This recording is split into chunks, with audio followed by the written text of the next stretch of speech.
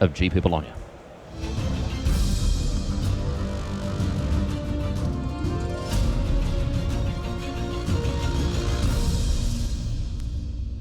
Hello, my friends, and welcome to live coverage of round number 4 of GP Bologna. My name's Riley Knight. I'm joined in the booth by the Hall of Famer and French national Brazilian Jiu-Jitsu champion, of course. It's Rafael Levy. Ruff, great to have you along today. Gregor Kowalski, Martin User, and Petrus Cirek up against Emil Tenenbaum, Anton Morgenstern, and Jörg Unfried. Both these guys at 3 and 0. Now, Martin User, you expect him to come into a GP at 3 and 0, Raf, but for different reasons today. There's no bias in Team Limited. Yep. So Emil, I played with Emil in Amsterdam a couple of weeks ago, and he said he was looking for a third. That was a couple of days ago. He asked me what I was doing. I said, I'm doing the coverage, because one of his teammates just couldn't make it. So I think he found, I don't know if it's Johan or Anton, but he was not supposed to make the trip, and now he's sitting at 3-0 in round 4. Well, I bet he's happy about that. May not be so happy to be going up against the likes of User, Kowalski, Sucheric, because these are some of the biggest names in the room. Martin User, Hall of Famer, just like you, Raf, the draft master of last year. This guy is an absolute house, and he's aligned himself with some of the best players in Central Europe. Peter Sucheric and Gregor Kowalski. Kowalski having recently won a GP, won GP Lyon in Modern, and Sucheric as well as one of the most well-known players in Europe, a very, very tidy professional here. I think it's 2, 5, and 2. That's the number of GP wins of these players. Yeah, and Kowalski won 2, Martin won 5. Out of 28 top 8s. And Petr won 2, I think. 2 as well. It was Paris and Barcelona. Well, these guys didn't come to make friends. You can be sure of that. Tenenbaum, Morgenstern, and Unfried, although, are on 3-0, which is a great start. A fantastic start. The best start you can hope for, of course, here. And Tenenbaum's going to follow up his Valduk, Keeper of the Flame, with a rampaging Cyclops here. So I've been walking around the tables earlier today, and I've seen Kowalski's, Juza's, and Petr's decks. How they're looking? So Martin has a very interesting, almost mono blue deck. Oh yeah, with a lot of artifacts. Yeah, Tempest Gin. I haven't seen a Tempest Gin, but it's more about historic spells. Oh, okay, sure. He has a Mishra self-replicator. Self-replicator. Yeah, the deck is based around. Oh, really? Around that card, yeah.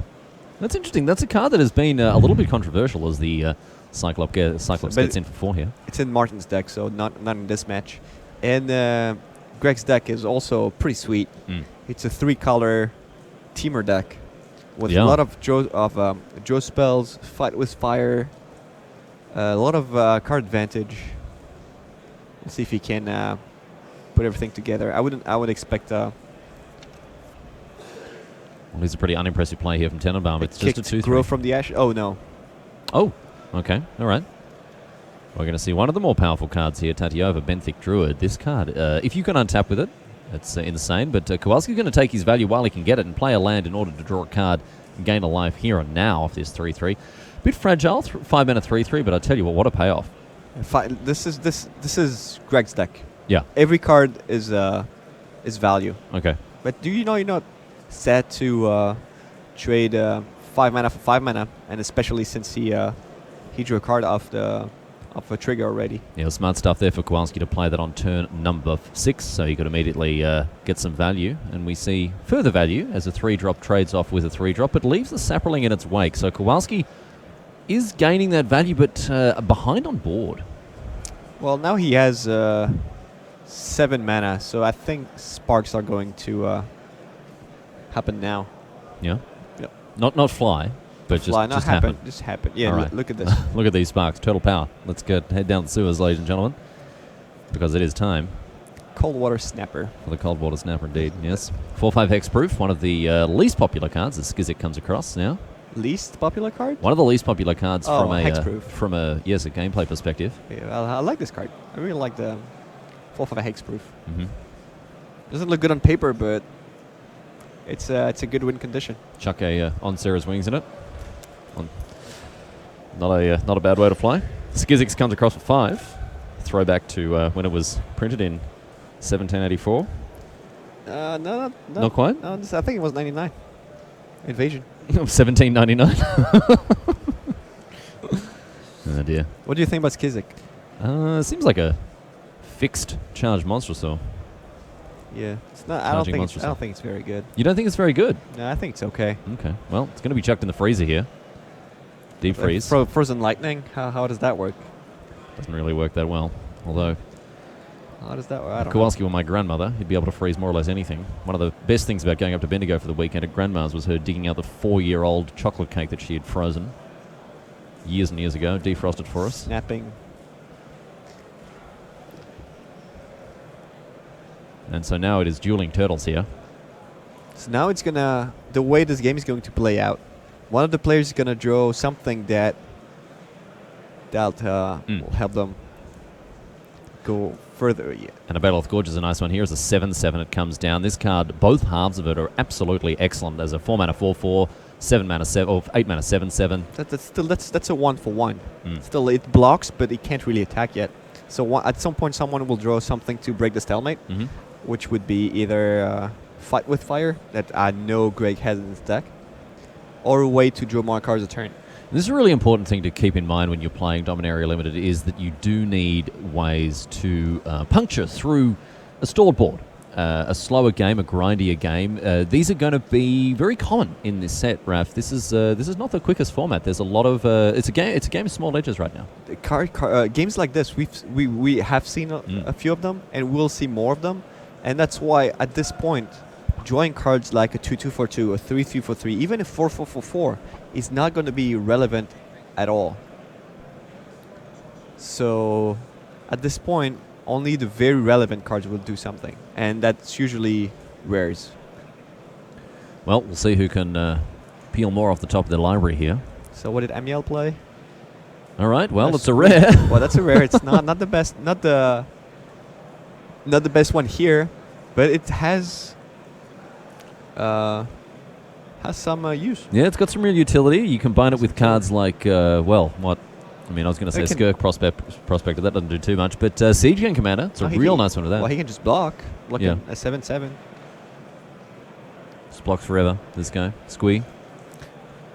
The other way you can gain advantage from Squee is when you mill it away with, for example, Weight of Memory. Okay. You Weight of Memory yourself. Yeah. You mill yourself, and you... then you really did it. Yeah. You drew a 3-mana 2/1. You did. It's you drew 4 cards, pretty much. Pretty much. And tamed Kavu. Now, this has Vigilance and Trample. I love this guy. I love. They hide those keywords real nice between all that kicker nonsense. Do you know what kind of card it reminds you of? Yeah, of course. It reminds me of another very famous card with Kavu as well. I mean, there are just so many. Yeah, so many Kavus as this very quick gather research has revealed to me. Look for Titan, Kavu Titan. Kavu Titan. Yep. All right. Well, the only Kavu I know off the top of my head is the FTK. Kavu Titan was. Matei tweeted about this. Yeah. Yeah. It's just like a better Kavu Titan. And this guy was a rare. Yeah. It was great. It was awesome invasion block. Olden day magic, huh? And we had, but there were familiars that helped you cast for less mana. Yeah. Yep. So you would cast for 4 mana. You had a 5/5 trample. Well, this guy is just literally better. This is when you were riding your horse to school. What? Uphill both ways. Yeah. This is no, actually, I was already grown up. Let's see what Tenenbaum has to answer these huge kick creatures. Okay, well, it's just a 5-mana 3/2. No, 5/5 is not big enough. That's the thing. Now 5/5, you can draw 5/5s, and they would still face the board stale. It would not break the board stale. Academy Journey Mage isn't doing a huge amount here. I mean, it's going to make Kowalski redeploy this creature, but okay, let's see what's inside this memorial here. All of these memorials have got a lot of potency late game, with the exception of the red one, of course. Memorial to War, not exciting anyone here. But the green one here, Memorial to Unity. It's not a bad one. Have we... No, not the Whiffsky. Surely not the Whiff. What? Oh, wow. I didn't see a card reveal. Maybe put it in his hand and just revealed it off camera there, but... Oh, he was just a shuffle. Maybe he did reveal. I don't know. All right. Well... I love these cards. I love the Memorial, the green Memorial. I love the black one, too. Black one's really good. Yeah. Blue one, obviously, being the best. Draw 2 cards. Is that... Okay. Another 7-7. Yep, I think it's the same one, but this time it's going to get syncopated. Oh, why? I think no. I mean, I think there are better things to counter. Yeah. Unless Emil has another one of them, another counter spell. Or he's on 8. Never mind. Okay. Well, here's a big attack now. Oh, there was not that much that stale this board. No, it wasn't stale. It was fresh. Oh. Well, not fresh. Day old. Yeah. So Emil had cards to actually break the stalemate. Yeah, so and he's gonna try to punch through the damage make hay while the sun shines here, as this day old bread of a board state continues to roll along. I think it's the first time that Varduk's done absolutely anything at all. Sorry, go on. No, I mean that makes sense. Countering the 7-7 makes sense.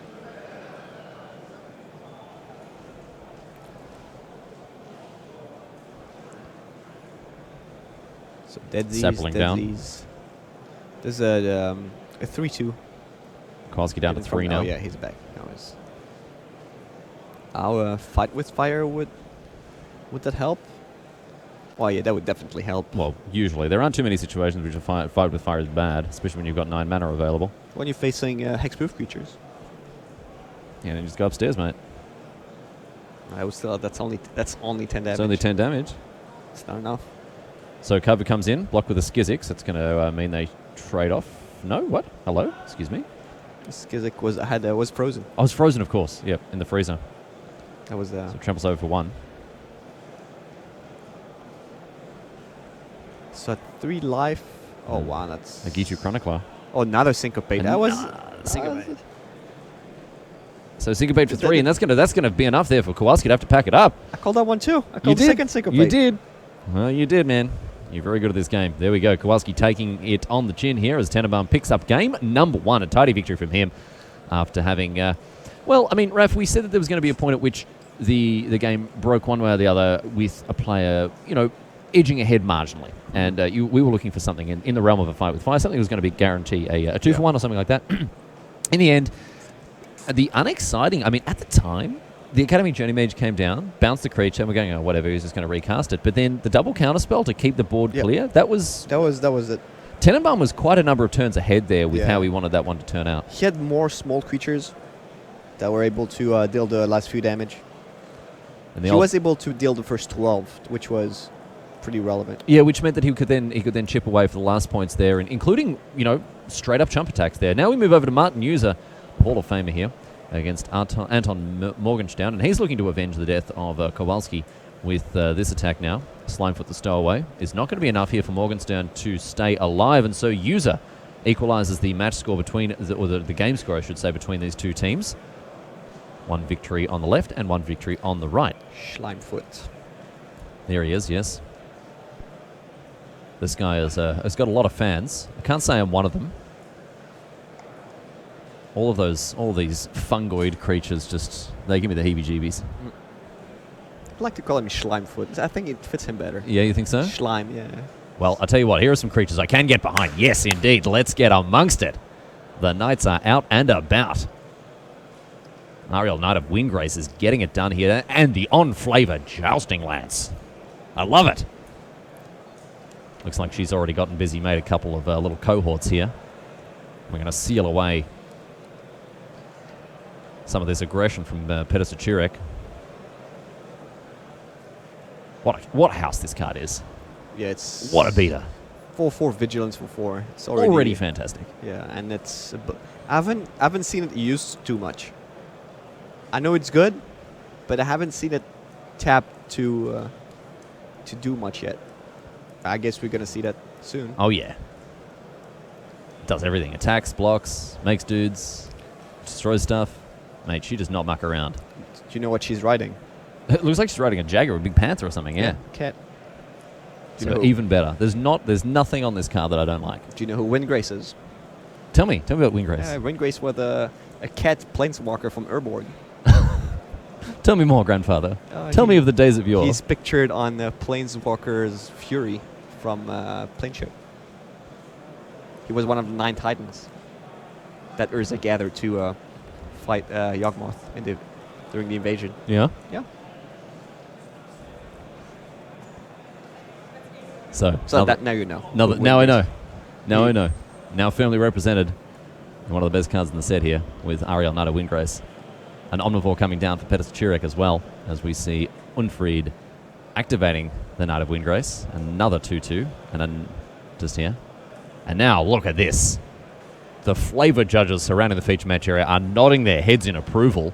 What if we're holding up solid 8s and 9s here with this, for this attack here.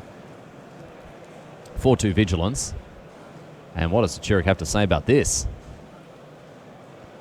Looks like this Thallid Omnivore is going to sign itself up on the lists here. Eating away a witch. Mm-hmm. Caligo Skin Witch. Doesn't gain Cechirek any life, but it is going to make the Omnivore large enough to hold off that 2-2. Or 4-2, I should say. Yeah, Jorg is carefully not attacking with Ariel. To not run into Gideon's Reproach. Mm-hmm. Or indeed just a 5-5. That's true. Sergeant-at-Arms. Going to make some infinitely inferior soldiers here. Unfreed. With the might of the Knight tribals, tribal synergies on his side of the battlefield here. And the Omnivore is going to get busy.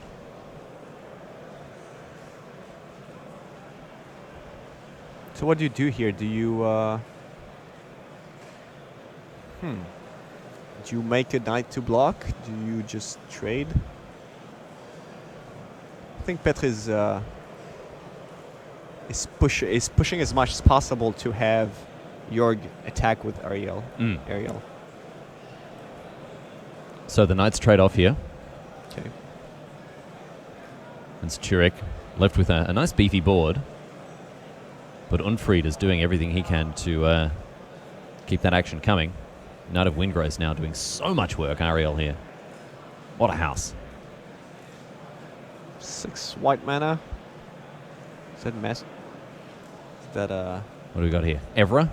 No. Another Sergeant-at-Arms. Yeah, Sergeant. So some little footmen coming in to support the cavalry. And back down to Cechirek. I like this jousting lance. I feel like it's going to be pretty decisive in the way that this continues here. I think Ariel is going to be more decisive. Sure, but in terms of actually pushing that damage through a block board, just turns into an abyss. The Omnivore coming in. Sergeant is not a Knight. No. The only 2 Knights at the moment. So that means 3 with you. 3 with me. Unfortunately, I can't be tapped to aid Unfried in destroying a creature, but he can take over one of those soldiers, and that's not irrelevant here. Another Sergeant. Another Sergeant-at-Arms here. So food for a fungus. So Ariel eats up one of those soldiers.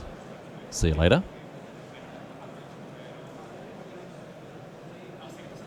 And she is just getting it done here. Unfried at 12. Cechirek at 5. We'll see if Unfried wants to start getting on the front foot here. Ariel is good, but she's a little slow. Mm-hmm. She makes tokens, but does take a lot of mana. Killing creatures also requires a lot of effort. That's true, but I mean, if you've got ways to flood the board with Knight, like call the cavalry in addition to something like this, if you've got other ways to expound upon those Knight synergies. I was devastated. Reading Mark Rosewater's article when he said they binned a lot of the Knight synergies planned for this block. Oh, I was gutted. All I want to do is play with a tier 1 Knight deck. That's all I want. I love this card. The card you called? Called Cavalry? Call the cavalry. Yeah, I love this card. So good. And a common, too. Yeah. I think it's one of the best commons. It's really, really good. Like 1/2/2 for 4 mana. 1/4/4 is not as good as 2/2/2s. In this format. And they've got Vigilance.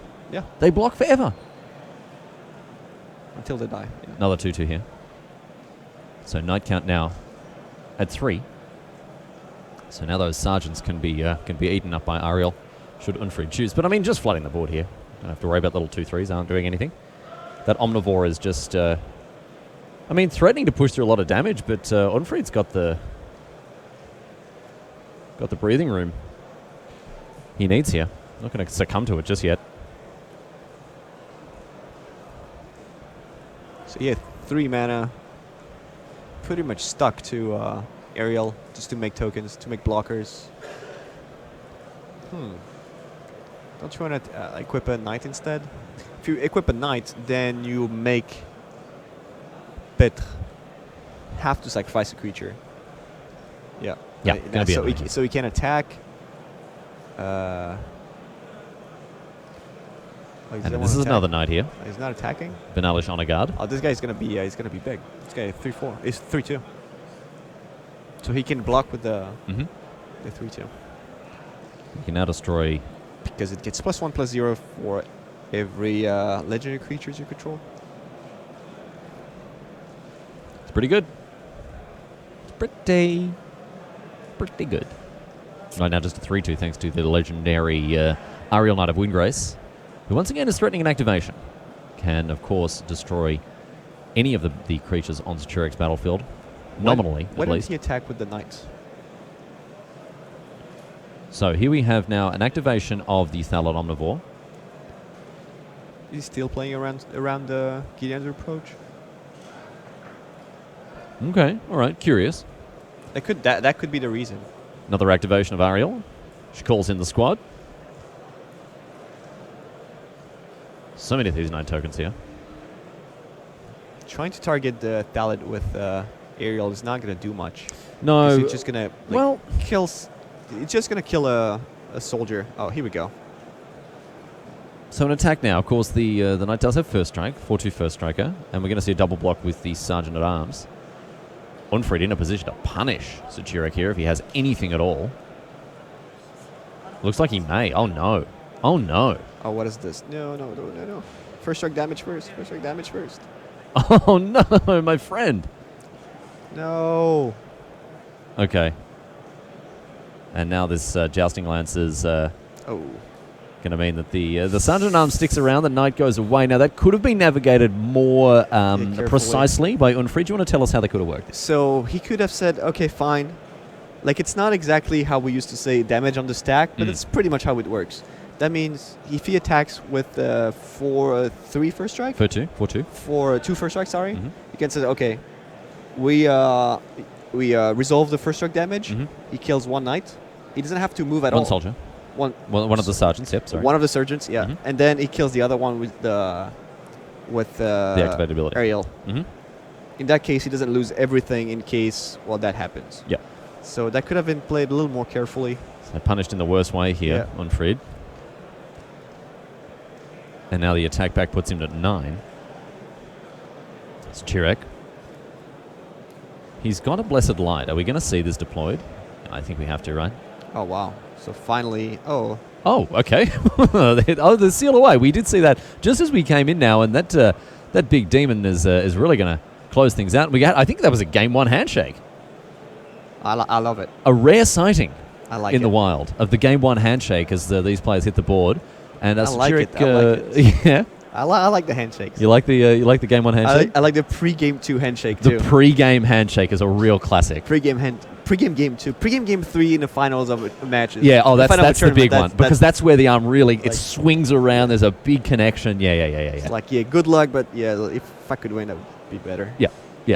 If I could put that victory together, that would be fantastic. Pre-game 2 round 4 what about, handshake is pretty good. What about the mid-game handshake? The what? The mid-game handshake. No, I don't know. You've never gone for that one? No. Be a little bit confusing. Oh, sorry. I've never. Have you been here for a long time? Oh, hi. Hi. Hello. How are you? Oh, good to meet you. Sorry, I didn't see you there as you were smashing my face with the relic runners. Martin User now. He's already picked up a game, as have Kowalski and Saturek. Tenenbaum, the only person on the scoreboard on the right-hand side of your screen. Both of these teams, they're fighting to keep their record undefeated, which is, of course, what you're wanting to do as long as possible. Tachova unchecked, so that means another cards on the Anton side. I think she's a 4/4 as well. Oh no, probably not that many cards since he only has 5 mana. But every land he draws is going to be real good. To be an extra draw. Real good now. But with only a Relic Runner on Martin's side, doesn't look very good for the. This card's bad, man. The Relic Runner? This card's a bad card. Yeah, I'm not a big fan either. And as a result, Martin User having just realized, I'm playing very bad cards. You're going to pack them up. You're going to pack it up. Go to game number 3 here. Anton Morgenstern. Well, a nice victory for him against the likes of Martin User. They start with a +2/+2. Anton. Never mind. Isn't that the name of the weapon? The +2/+2. Morningstar. That's The Bullshock Morningstar? yeah. Okay, Anton. Yeah, Morgenstar, sure. Morningstar, you got me. You got me, Raf. Next level. Next level with Raf Levy. You're also with me, Riley Knight. I'm not going to be providing so many next levels as my good friend and colleague here, the French Hall of Famer. And it looks like we're on mono shuffle cam, ladies and gentlemen. And, Raf, we could use this opportunity here for you to perhaps point out some cards that I think have sort of risen in your estimation. I know you've drafted this set a whole bunch. Are there any? What are we still learning about this format? What are some of the cards that have surprised you with their performances so far? So I've been playing. I'm not gonna lie. My first 9 drafts, I went 1-8. I lost my first 8 draft without winning a match, because you have to think differently. You have to. That's pretty. Just in case you're wondering, losing 8 in a row is pretty bad. It's pretty bad. If you don't even reach 50%, that's pretty bad. Adel is the Cinderwind. But getting in. I realized I was just not thinking the format right. It's just not the curve you learned before. Everything you knew about the curve. Yeah. Like, get it out of here. Get it out, because that's not how it works. It works with late games. You don't want cards that don't do anything in the mid game or in the late game.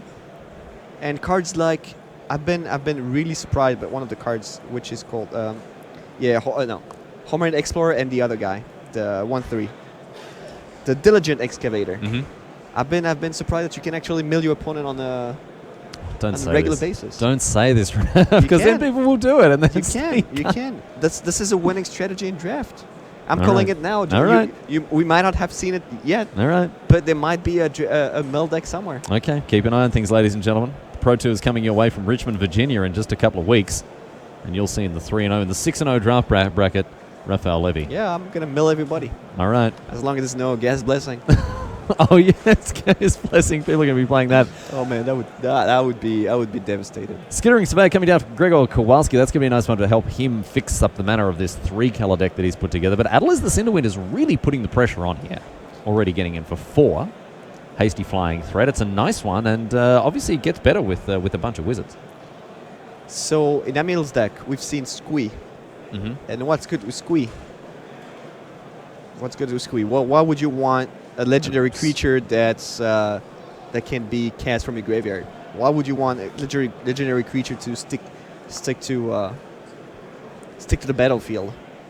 Maybe if you have a legendary sorcery. Oh, maybe a Jai's Immolating Inferno. Yeah, for example. And it turns out Emil has one in his hand. All right. Well, that's going to be very, very handy indeed. He's going to want to keep this Adeliz around. We see a Syncopate now. So Kowalski being shut down. And a Rampaging Cyclops is the follow-up here for Tenenbaum. Do you like the Immolating Inferno? I know that people are still kind of split on whether these legendary sorceries are consistent enough to see play. Green, black, blue, red. Blue-red. Blue-red has ways to have good legendary creatures in play. Adeliz is one of them. Squeeze rare, but it's one of them as well. Valduk is a decent one as well. It's more of the 3-2 because in this kind of decks, you don't really want to play equipment. No. Untamed Kabu now for Kowalski. 5/5 Vigilance Reach. No, Sorry, Vigilance Trample, I should say. Trample. Doesn't have Reach. Doesn't have those. I mean, its arms are pretty long, but not quite that long. And that means Adeliz can get in uncontested. And Tenenbaum ships. 5 mana available. Squillion cards in hand. Very, very suspicious of what he is. Oh, no. I just put my foot right in it. I just realized Frank Carson on the card viewer, and I just got a very sternly raised eyebrow. A Lord Vetinari-like arched eyebrow came my way for that one. I have to be more careful there, Raph. Well, what'd you say? Raph doesn't... Frank doesn't like hearing the S word. Oh. Yeah. Let's see. He has an undefined positive integer of cards in hand there.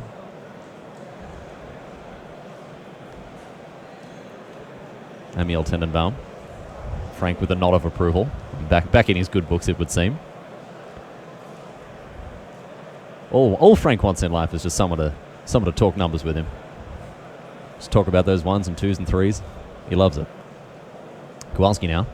He's the one crunching the numbers because he's going to find something to do here. In the face of 5 open mana, what's going through your head?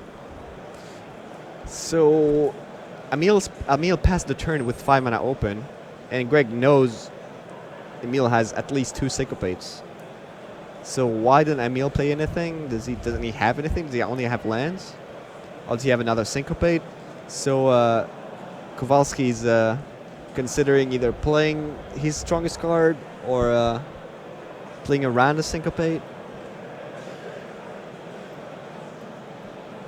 Already seen one syncopate here from Tenenbaum, and we know he has the second in his, in his pool at least. We saw 2 played in game number 1. Actually very important in sealing the deal there for Tenenbaum. Kowalski deep in the tank here. Look at this. Right down at the bottom with all the gravel. And it's going to be a fiery intervention on the Cyclops. Tenenbaum has a quick look at it. We've all seen this card before. Oh, wow. I think it's really good. So that means an attack. So what do you have for 5 mana? Oh, I see. Okay, so before you attack, we're going to see now the Merfolk Trickster come down and tap the Kabu. An attack with Adeliz the Cinderwind, and a block on the Trickster from the Skittering Surveyor there. What's going on there? Any reason you'd want that in your bin rather than on the battlefield? Which one? The Skittering Surveyor? Well, maybe he knows about the fire, the Inferno, so he doesn't want to lose too much life. All right. Could be. Okay, I don't understand that, but here's a divination now for Kowalski. You know, reload a little bit. Like maybe if he only has a 5/5 and his face as the only 2 targets, the Inferno doesn't do as much damage. Okay, all right. How bad is this wizard's eyesight that she needs a magnifying glass / telescope to look at her crystal ball? It's because it's a very deep ball. There's a lot to look into, apparently. Here's a Gitu Chronicler now. And a Jaya's Immolating Inferno. So I just figured out something I haven't seen before. Trigger the Adeliz. This is a huge play here for Tenenbaum. Attack you with all this. Let's have a look at what's going on. Okay, now he's trading +1, and that is that a game? So 2. Trades. Oh my goodness! An untamed Kabu trading with a Talarian He's Scholar. on 1. Yeah, he took 6, right?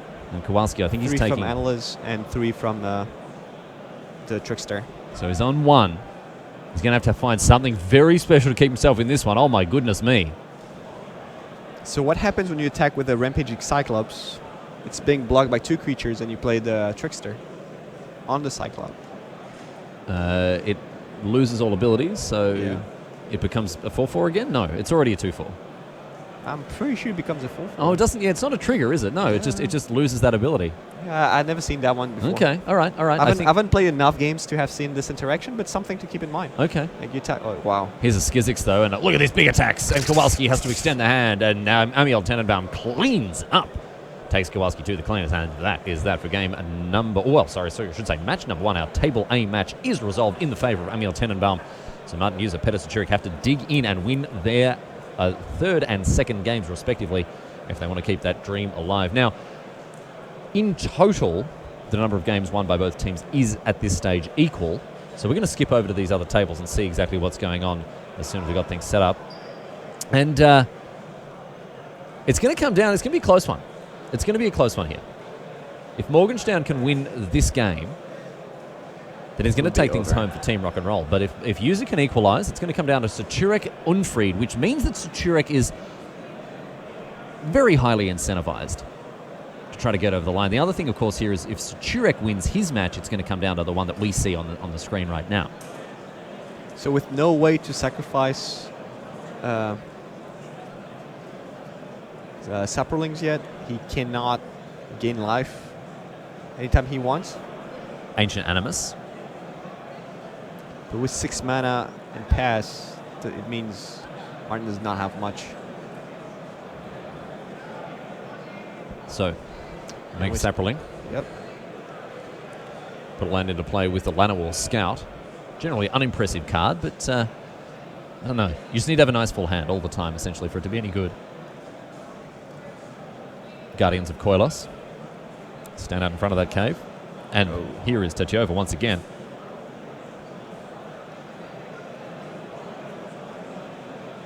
Artificer's Assistant, 1/1 flyer. User.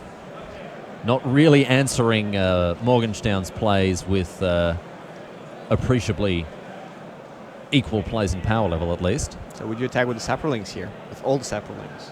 Just to drain... Okay, I think it's a decent approach. You're going to push through damage one way or the other. So like if you attack with both saprolings, it's at least 2 damage. Yep. One of them is going to survive. And then you just make more next turn. Slimefoot can end the game on his own. Doesn't need too much more help, although there's plenty of it. Plenty of other sort of saproling-based synergies in the black-green deck. A lot of them involve the sacrifice of these said cards, including cards like Fungal Plots. Fantastic way to get extra value out of your out of those saprolings. Oh, here we go. It's the a lot sacrifice omnivore. outlet. Oh, yeah. And that's game. That's enough there for Martin Hughes to have to extend the hand. Anton Morgenstern and Amiel Tenenbaum, you see handshakes all round as Jorg Unfried is dragged, kicking and screaming, to victory along with his team. Unfortunately, he wasn't able to win a game, but it didn't matter as Tenenbaum and Morgenstern were able to clean things up. So congratulations to them, and unfortunately for User, Saturek and Kowalski there, they're going to have to head into round number 5 after having picked up a loss, and that's not what you want, Raf. So XN2 makes it to day 2. Mm-hmm. So that's the 4 more rounds, and they have to go 3-1 to make day 2. Certainly within range for those guys, you would think. My friends, we're going to go to a break, but on the other side of it, we're going to have more magic for you, so stick around. We'll see you after the ad. Let's get to it.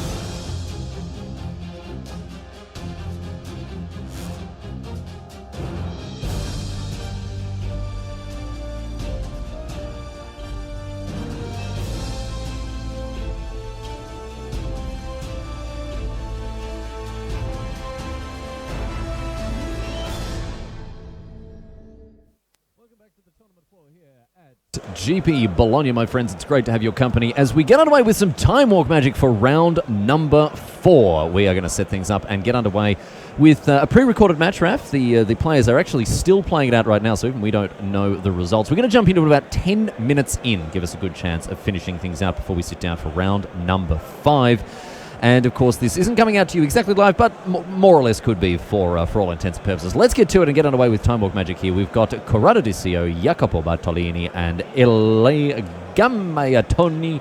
I did my very best, but oh my goodness me, we're just not made for it, these old Anglophones here. Christopher Larson, Javier Dominguez, and Marcos Jose Fernandez. There's some names that people will be familiar with, Raf. So on the, not Spanish team, but like Christopher Larson is not Spanish, but on Javier's team. The same story as on Emil's team from the last match.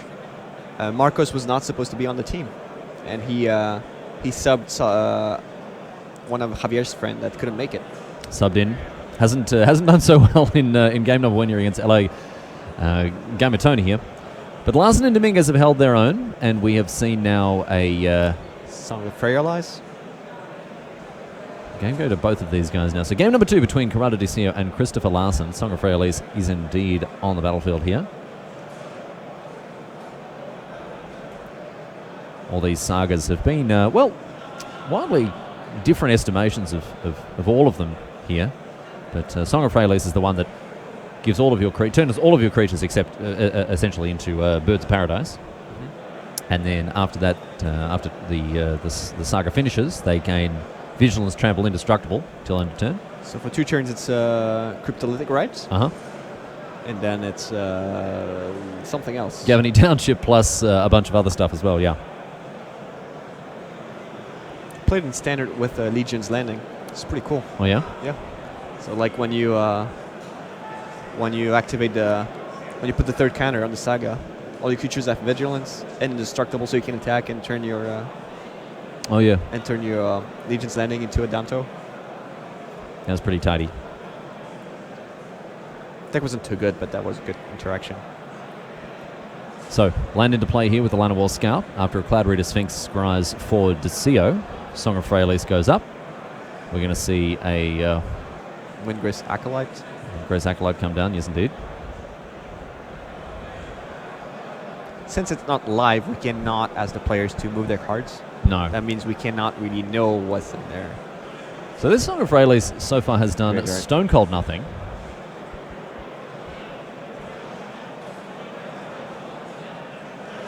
Another attack here for Di Cio. Well, next turn he's going to give a +1/+1 counter on Christopher's team, making the Acolyte 4/3, and could attack into the 3/4.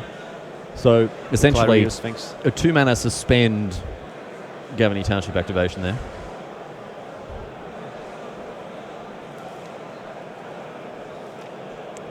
Larson really hasn't taken advantage of all the extra mana that he's had, but that's all right.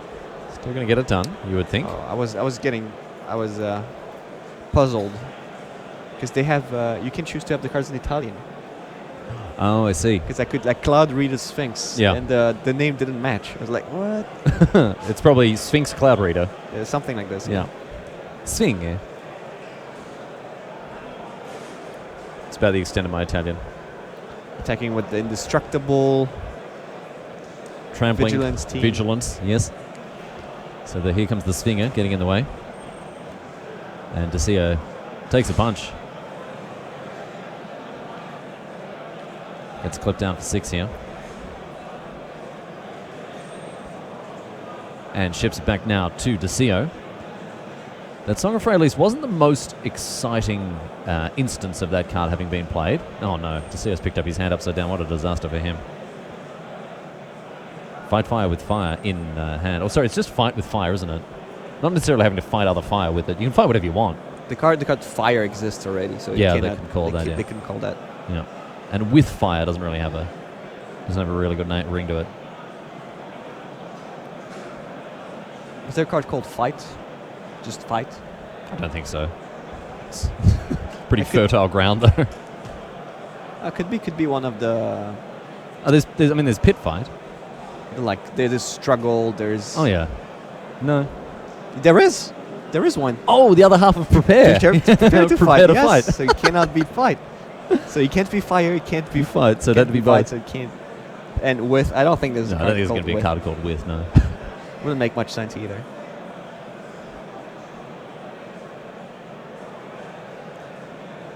All right. Attacking with the. So- just the 4-3, just to trade for the Sphinx.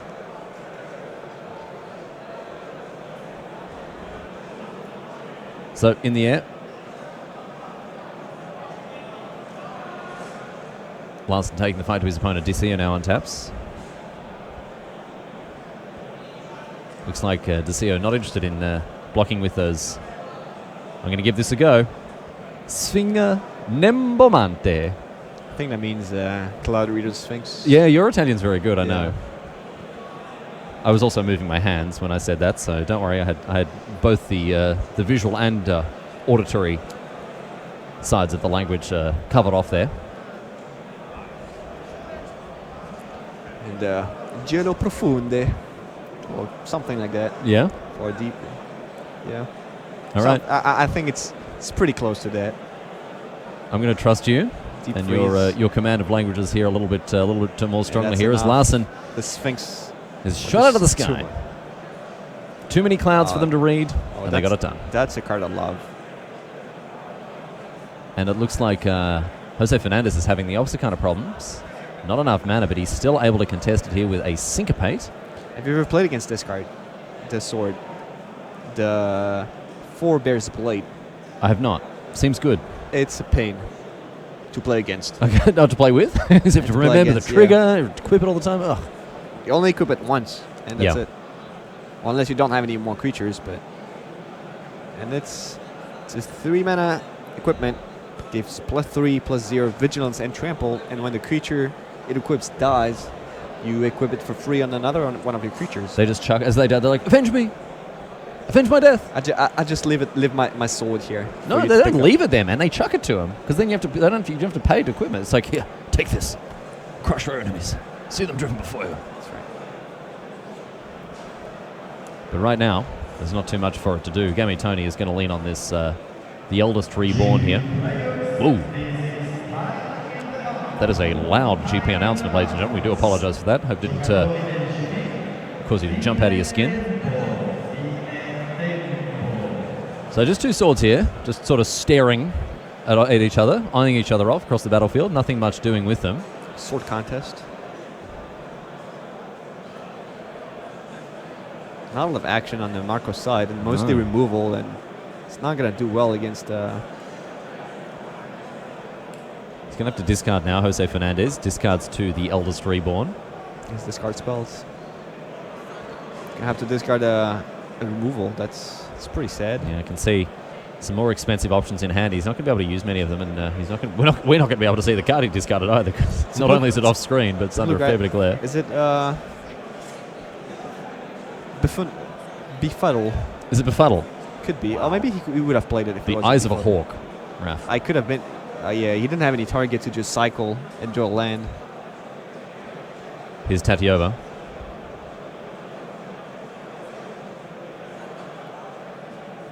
And Llanowar Elf.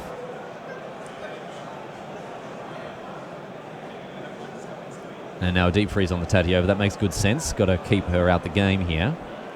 But Gamatoni is going to be able to bring something back now with this eldest reborn. 3-1 haste. He's having a look. He's got the option of both graveyards. This is the fantastic thing about this card. If your opponent sacrifices or discards a creature that you like the look of, you can just nick it straight back off him. Well, there's not much in his graveyard since the Okay, Kelton Overseer. Kavu was syncopated and therefore exiled. So 3-1 haste. Not going to be able to take advantage of that kicker ability, of course, here. But Wood is going to pick up the 4 Bears Blade. This is a nice one here. Going to get in for 6. My goodness. Whew. That's a big hit. That's a big old hit here. Fernandez battling as hard as he can with just 3 mana available. But I tell you what, he's under a lot of pressure here from Gamatoni. He's on 20, but that's going to go down very fast. Real fast. Gamatoni also has a Vicious Offering in hand. So you think he'd be able to, well, very easily take care of any creature that Fernandez would deploy. And that pairs up very well with his with the enchantment he has in his hand. With his frozen fish fingers, that's right. Now with the fungal plots. Oh, sure. I was thinking more with the deep freeze. With the deep freeze, works really well there. So Fernandez still cannot find that land. Oh my goodness! And he's found Squee. Red one. Was it another Squee? The Squee, the Goblin Nabob. Yeah. Would have been able to cast it.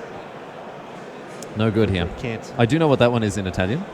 It's Squee, Goblin Nabobo. Nabobo. It's a very good name. Very, very good name indeed. All right. Well, this is a... Oh, no, you can cast it. Steel Leaf Champion there. Yeah. So Jose Fernandez is having a look at what happens here with this Memorial to Unity. Gamatoni has shuffled the cards and he's giving them to Fernandez to cut. And then they get put under the bottom of the library. I mean, that's how you got to do it, man. Those are the rules. That's very cool. I haven't seen that happen before. Land off the top here for Gamatoni. Going to be able to slam this 5/4 into play if he so chooses. And keep up 2 removal spells as well. Ugh. Yeah, this is all over. So an attack now. Even the Llanowar Elves getting busy.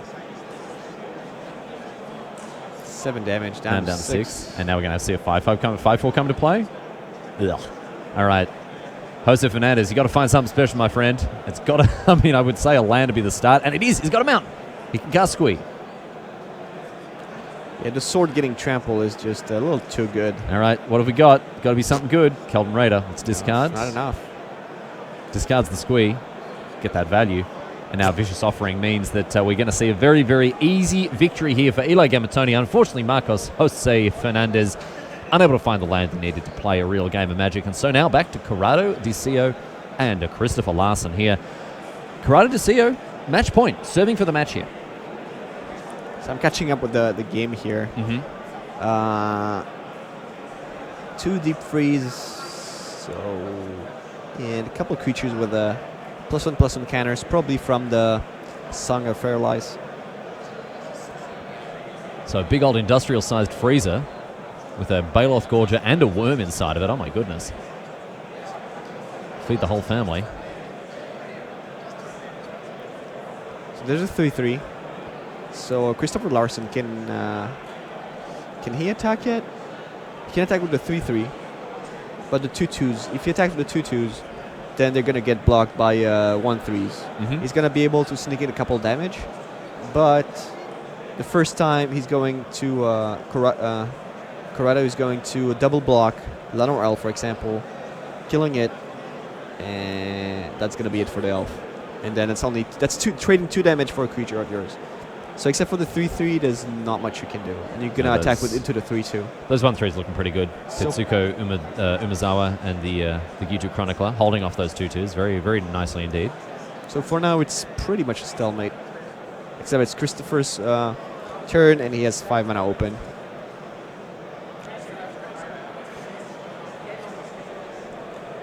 All right, let's see what's up. As Dicio considers his next move. Larson. Not sure the reasonable grip. What the family bond between Tetsuko Umezawa and her ancestor is exactly. Well, it's been like 300 years, right? A lot more since Legends. Because the first Umezawa was in Legends. Oh, so like it was Tetsuo Umezawa. Okay, so then you have the other guy. What was his name? Toshiro. Toshiro, yeah. Toshiro is in Kamigawa. The first one was Tetsuo. Okay. So attacks now. These 2/2s are getting in. So Larson may have some tricks up his sleeve here. All right. Well, it should be blocking. I expect the 3/2 to block the 3/3, and the 1/3s block the Llanowar Elf, take 3 damage. That's my expectation. I don't know what Christopher Larson has in hand, but that's not a lot of cards in.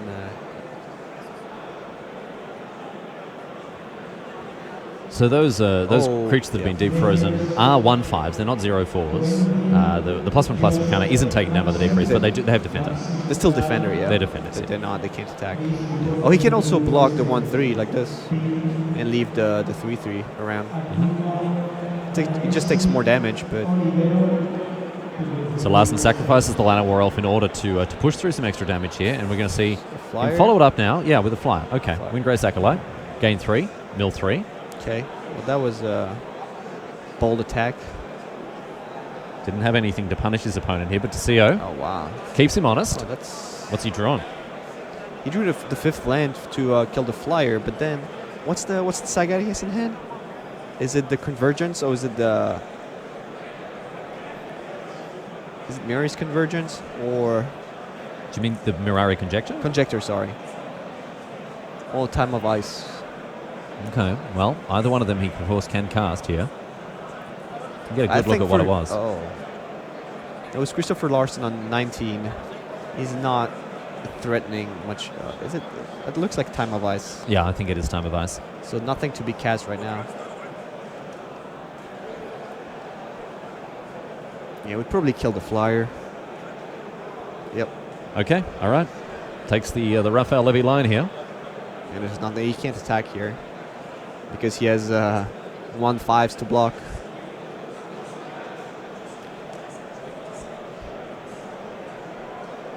Oh yeah, okay. Sorry. He can't attack because they're unblockable. Never mind. Yep, Tetsuko gets in. Pokes through for a point here. Yesterday I played in the Bounty Sealed and got taken to task by Tetsuko in conjunction with a Knight of New Benalia. Knight of New... Oh, okay. For 3-1. All right, yeah, that sucked. That's pretty good. Yeah, it really sucked. It was so good, oh my goodness. But Larson right back at you, he says. It's pretty good with Doran as well. Oh yeah, get him for 5 every turn. And now, back to Desio. Oh wow. Cloud Raider Sphinx. So what happened in the last 2 turns, Christopher Larson pretty much sacrificed his board for 5 damage. So the Sphinx, the Swinger Bombadillo here, the Tom Bombadil. 3/4. And that is going to scry at least 1 card at the bottom. Both going downstairs.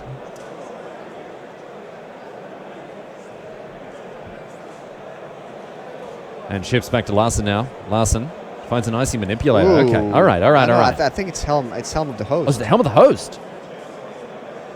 It is. It is. All right. So what? How good is that? I think it's pretty good.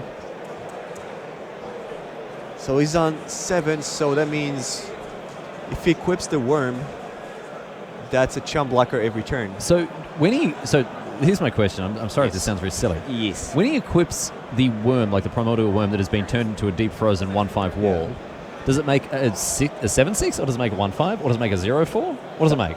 That makes a copy of a 7/6. Does it really? Yeah. So it ignores the deep freeze. I think so. So it makes a copy of everything that's inside the sleeve of the primordial inside worm. the ice, yeah. So it obviously doesn't copy the counter. It's actually a microwave under the... Oh, right. They defrost it. Yeah. They take it out the freezer and defrost it and serve up 7 damage every turn. Ah. Nice tidy little meal for 2 there. So it's 5 damage. So Christopher Larson is on a fortune clock. That was an insane draw. Yeah, it's a real nice one here. Because now Corrado has to keep a blocker every turn. And that removal that he just played could have taken care of the the helm. Yeah. The fiery intervention, would have just shattered that equipment real nice. We've already talked a little bit, Raph, about the fact that this seems to be a format in which you want to play main deck disenchants, and we see it. The equipment in this set is fantastic. The sagas give great options for enchantment removal, and now we're going to see the Time of Ice come down. Well, this does not do much because it doesn't keep the creature from attacking. Not the copied creature from attacking. So, oh wow, this was a great draw. I can't see any better card Christopher could have drawn. Yeah, it's a real nice one here, and that looks like the old Il Tempo di Ghiacci is not going to get it done here. Tempo di Jackie. The Jackie. I'm pretty sure. Is it? Jackie? Oh dear. I'm just digging myself further and further into this I don't know. pit of Italian mispronunciation. They say quit while you're ahead. That time is long gone, Rafael Levy. Time is long gone. Helm of the Host, I think is gonna be good enough in this game. Because not only is he gonna have a 7-6 next turn, he's gonna have another 7-6 on the following turn. So and what about the turn after that? I think another one. No, I think there's not gonna be any turn after that. There's not gonna be another one. The old Elmo di Multitudine is gonna get there. Yeah. By the way, that is Elmo, E-L-M-O, like the little guy. Like the little red fellow, yeah. So, the helm does exactly what you'd expect it to do, and in comes the 7-6, and we are going to see Abyss Mode engage. DCO chucks away that G2 Chronicler. Champy. So, that's going to probably tap the worm. Now he needs a removal for the helm. Because the token doesn't go away. This isn't a typical sort of red effect where you see the creature's made, the token's made, it goes away. No. The helm costs a lot, but man, it does a lot of damage. Oh yeah, you get your mana's worth for sure. Divination, Island off the top, and another Cloud Reader Sphinx. Yeah, I think that's not going to be good enough. It's going to attack for 3.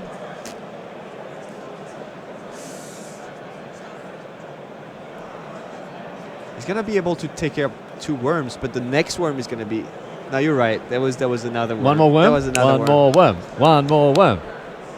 Because that worm is going to stay tapped. He's going to remain tapped. He's going to have another one. A bold attack here now. A bold attack from DeCio. No, it has to untap, though. It's actually pretty relevant. The 7-6 with the counter has to be untapped. Why?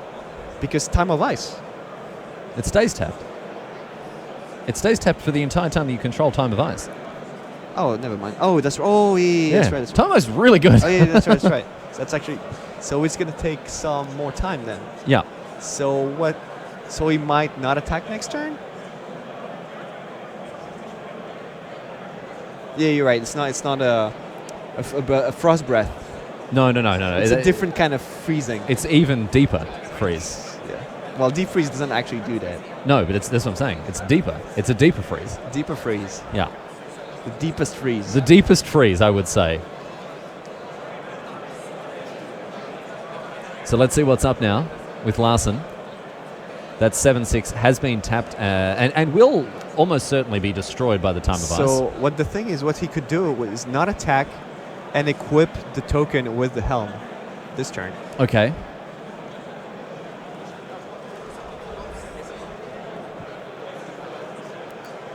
But then he gets the worm back in his hand, and that's not going to be good enough. So Larson considering what he wants to do here.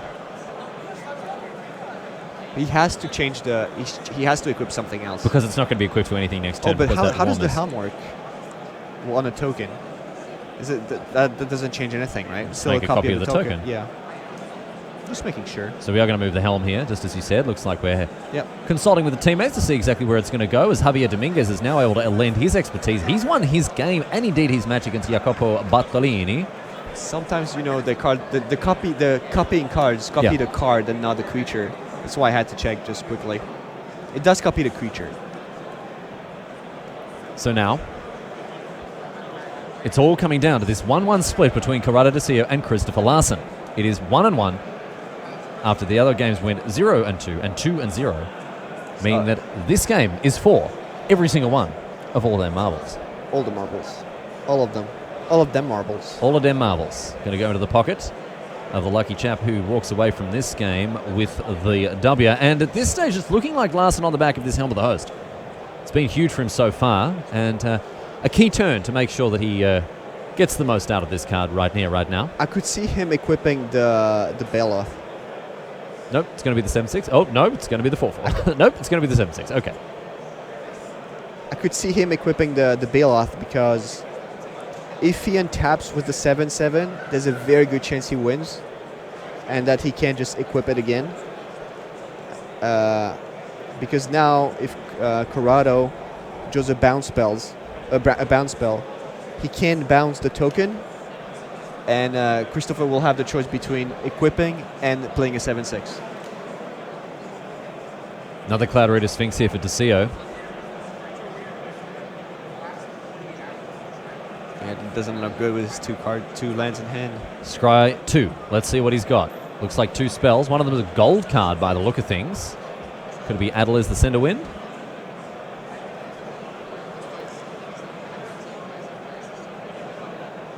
The other blue-red card being Joyra. Joyra. Weatherlight Captain. Is indeed. Mythic Rare.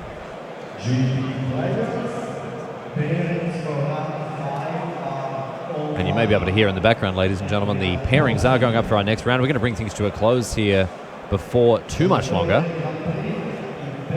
With round number 5, Tim Willoughby and Frank Carlson will be joining you in the booth. Once again, you're not going to want to miss it. So we're going to speed this time walk match up just a little bit here so we can get players seated and get ready to go for round number 5. Raphael Levy, Riley Knight, closing out coverage of round number 4 here at GP Bologna. Not this guy. Not that one. This not today. This guy doesn't have haste. So let's have a look now. Helm of the Host makes 7/6, attack with 2 of them, and sacrifice to destroy your Wind Reader Sphinx. And enough is enough. Christopher Larson, handshakes all around. Big bowl of spaghetti when it comes to those handshakes as we bring it back to the booth to close out round number 5. An emphatic victory there for Christopher Larson, who, well, had to pull quite a number of strings together there eventually, but ultimately, Ref, he got it done. One string. Helm of the Host. Helm of the Host, yeah. Pull it in, get it on there, get it set, and done. There we go. My friends, speaking of getting it set and done, it is time for us to head to a break. We're going to get stuck in with round number 5 before very much longer. Don't go anywhere. We'll see you on the other side of these ads.